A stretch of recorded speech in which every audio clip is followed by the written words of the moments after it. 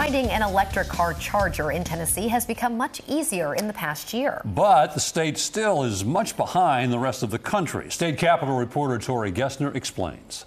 From Columbia, we know that electric vehicles are the wave of the future, to Fayetteville, more electric vehicle chargers are popping up across Tennessee, and drivers are noticing. When I first got my car, I only had one place I could charge, or actually two. It was Brentwood or here. Now I have 7.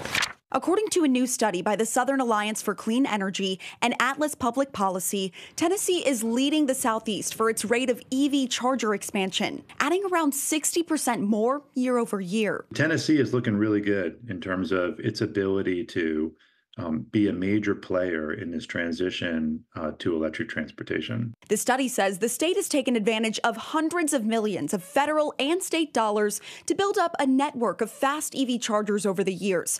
Also working with the Tennessee Valley Authority to add a fast EV charging station every 50 miles on highways since 2019. When we talk to consumers, they really love electric vehicles. They really love the performance and the benefits that they bring. But there was always a question in their mind of, I just don't know where charging stations are. And if I'm going to drive from Bristol, Tennessee to Memphis, Tennessee, how am I know I'm going to get there where I'm going? So it was really about having confidence in making that decision to get in an electric vehicle. They're more than halfway to their goal of 80 stations across several states, and they'll be needed after Tennessee alone saw more than a 40% increase in EV ownership last year, according to the study. But Tennessee still has a long road ahead to catch up to the national rate of EV charger expansions. Cross believes more EV-friendly laws could help speed things up in the volunteer state. We do see a correlation nationwide to where there is supportive policy and where we see the market growing robustly.